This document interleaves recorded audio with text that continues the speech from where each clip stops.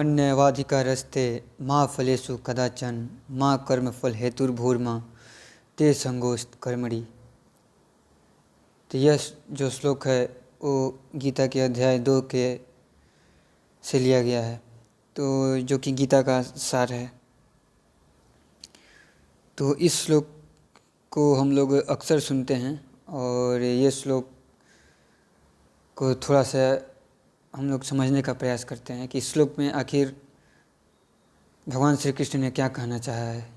ठीक है, तो बोलते हैं कि कर्मण्यवाधिकारस्ते। ठीक है, मतलब कि कर्म करने का ही हमारे पास अधिकार है। मा फलेषु कदाचन, फल का बिल्कुल भी नहीं।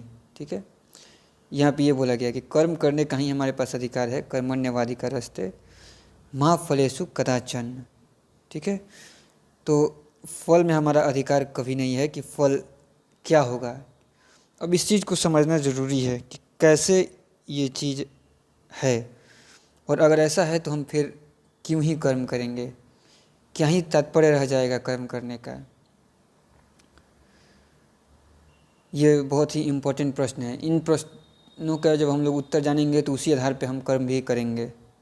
ठीक है, तो उस चीज़ को समझने के लिए हमें यहाँ पे इस श्लोक को अच्छे से समझना होगा कि आखिर ये श्लोक कहना क्या चाहता है।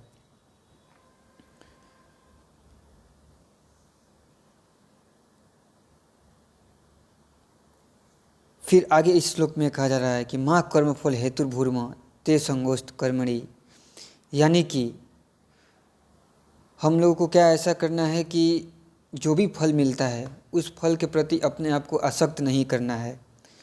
और यह तभी संभव है जब हम फल में तभी आसक्त नहीं हो सकते हैं जब हमको ये पता चल जाए कि हमारी आसक्ति कर्म से छूट जाए। अगर हमारी आसक्ति कर्म से छूट जाएगी तो हमारी आसक्ति फल में भी नहीं रहेगी। ये बात ध्यान देने योग्य है कि हमें फल में आसक्ति तभी आरंभ होती है जब हम कर्म में आसक्ति करते हैं। ठीक है, लेकिन ऊपर के श्लोक में जैसा कि कहा गया है कि आप कर्म में आसक्ति रख के भी कोई फ़ायदा नहीं है, क्योंकि कर्म में आसक्ति रखने से ऐसा होने वाला नहीं है कि हम कर्म के प्रति आसक्त हो जाएंगे या फल के प्रति आसक्त हो जाएंगे तो हमें वो फल प्राप्त हो जाएगा। जी नहीं, ऐसा बिल्कुल भी नहीं है। ऐसा क्यों?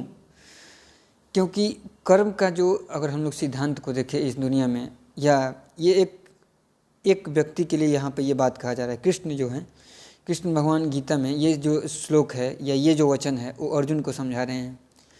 कर्म अगर हम देखें कि दुनिया में या इस ब्रह्मांड में कर्म कैसे होता है, अगर हम कर्म की प्रक्रिया को थोड़ा सा भी समझने का प्रयास करेंगे तो हमें दिखेगा कि कर्म सिर्फ एक व्यक्ति के हाथ का या एक व्यक्ति के निश्चय का फल नहीं होता है।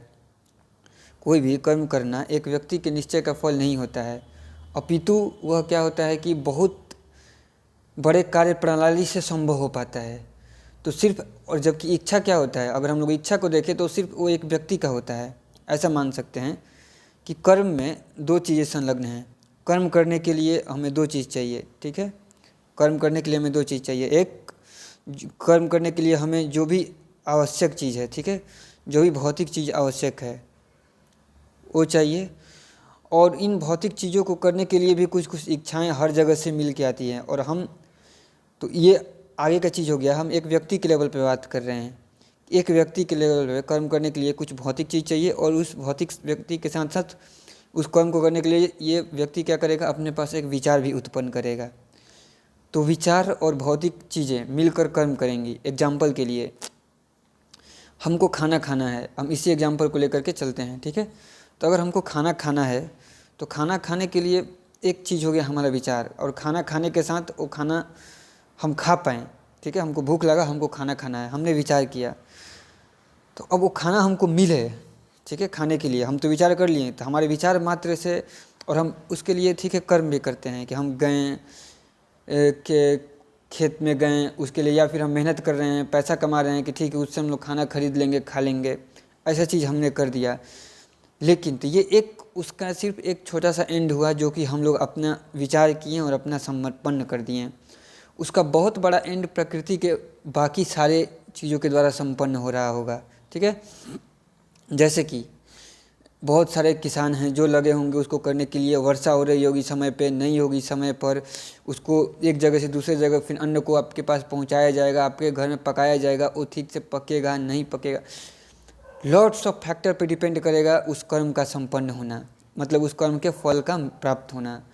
तो हम फल के प्रति आसक्ति रखेंगे तो ये हमारे लिए प्रॉब्लमेटिक हो जाएगा। इसमें हम अधिक से अधिक कहीं कर सकते हैं कि इस कर्म के फल को आने के लिए हमारा जितना हिस्सा है उतना हमको करना होगा, और फल चूँकि सिर्फ हमारे हिस्से पर डिपेंड नहीं करता है, इसलिए हमें क्या करना होगा कि हमें शांत स्वभाव से अपने आप को मुक्त ही करना होगा फल से।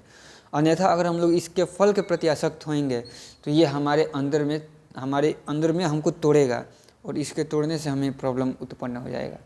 तो इस चीज़ को समझना बहुत ही अनिवार्य है कि कैसे कार्य कर रहा है कर्म, और इस चीज़ का सिद्धांत, इसी बेस पे हमारे पास आगे आता है निष्काम कर्म का सिद्धांत। तो अगर हम लोग इस सिद्धांत को समझेंगे तो ही हम अच्छे से इस चीज़ को समझ पाएंगे। और ये फिर वही बात है यहाँ पे कि माँ कर्म फल हेतुर्भूर्म ते संगोष्ठ कर्मणि। जैसे ही क्या होता है कि हम अगर अपने फल के प्रति अगर हम लोग आसक्त नहीं होंगे तो हम लोग कर्मों के प्रति भी आसक्त नहीं रहेंगे, या फिर उल्टा भी सत्य है कि अगर हम लोग कर्म के प्रति आसक्ति छोड़ देंगे तो कर्म उसके फल के प्रति भी आसक्ति नहीं रहेगी, सिर्फ हम अपना कर्म को अपना कर्तव्य समझ के पूरा कर दें, यही हमारे लिए सर्वोच्च है। और इसी में हमें अपनी संतुष्टि को ढूंढना होगा, यही हमारे लिए संतुष्टि है कि हम अपना कर्म को अच्छे से अच्छे प्रकार से करें। और इसमें अच्छे से अच्छे अगर हम लोग फल में थोड़ा सा भी आसक्ति रखते हैं और फल के बारे में थोड़ा सा भी सोचते हैं और फिर फल हमारे अनुसार मिलता नहीं है तो फिर हमें दुख होता है, फिर हमारे विश्वास जो है प्रकृति के प्रति, ईश्वर के प्रति फिर ख़त्म होता है, और फिर ये विश्वास ख़त्म होना एक प्रकार से अपने स्वयं के प्रति विश्वास ख़त्म होने का आधार बनता है। और जिस व्यक्ति का स्वयं के प्रति और आत्मा के प्रति विश्वास ख़त्म हो जाता है फिर वो व्यक्ति कुछ भी करता है इधर उधर, और उसके वजह से संसार को हानि होती है। ठीक है, तो इस प्रकार से हमें इस चीज़ को और इस श्लोक को समझना था कि कैसे ये आखिर यहाँ पे ये चीज़ है। तो धन्यवाद। नेक्स्ट में हम लोग अगले श्लोक का वर्णन करेंगे।